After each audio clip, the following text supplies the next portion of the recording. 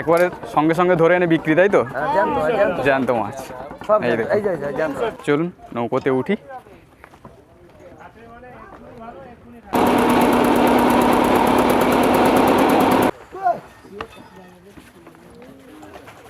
মাসিমার বাড়ি কত দূরে এখান থেকে?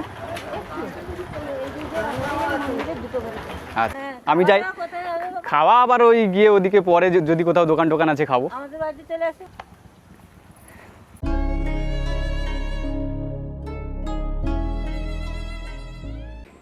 এই নদীতে কিন্তু কুমির থাকে, সে চারা মাছ নাকি? আচ্ছা আচ্ছা, এই দেখুন সিলভার কাপ, কত মাছ দেখুন। আর এইরকম ছোট ছোট ঘর করা আছে ফিশারির সাইডে, এগুলোতে ওনারা থাকেন আর ফিশারিগুলোকে পাহারা দেন বা ফিশারি যাবতীয় জিনিসপত্র এখানে থাকে।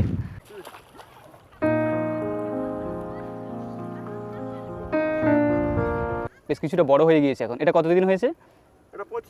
25 দিনের মাছ। আর এই যে বাড়িগুলো, এগুলো কিন্তু সব নদীর ধারে, মানে বাঁধের এই সাইডটা।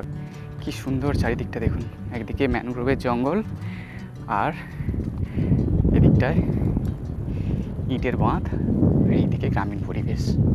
তো এরকম সুন্দরবন বলুন বা বিভিন্ন গ্রামীণ পরিবেশ আমার ঘুরে দেখতে বেশ ভালো লাগে, আর সেগুলোই আমি আপনাদেরকে আমার এই ভিডিওর মাধ্যমে তুলে ধরি। আচ্ছা দাদা, এই নদীতে কি কুমির থাকে? মানে আপনারা দেখেছেন সামনাসামনি এরকম? কিছুদিন আগে কুমির এসেছিল, বাঁধ পেরিয়ে ধারে ফিশারি আছে, ফিশারিতে এসেছিল আর কি।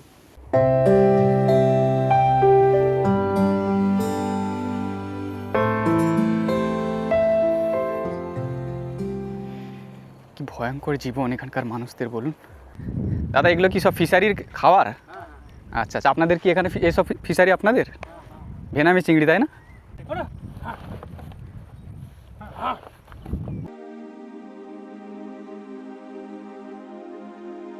আর এই সমস্ত ছোট ছোট কুঁড়ে ঘর টাইপের বানানো আছে, যেগুলোতে ফিশারির যে খাবারের বস্তা সেগুলো থাকে বা অন্যান্য জিনিসপত্র থাকে যেগুলো ফিশারিতে কাজে লাগে। তেল দাম বেড়েছে, লেবার দাম বেড়েছে, আবার মেডিসিনের দাম বেড়েছে। আচ্ছা, তোমরা নদীতে এখানে কুমির দেখেছো কোনো দিন? কুমির দেখেছো? ভয় লাগে না? লাগে না? কি বৃষ্টি দেখুন।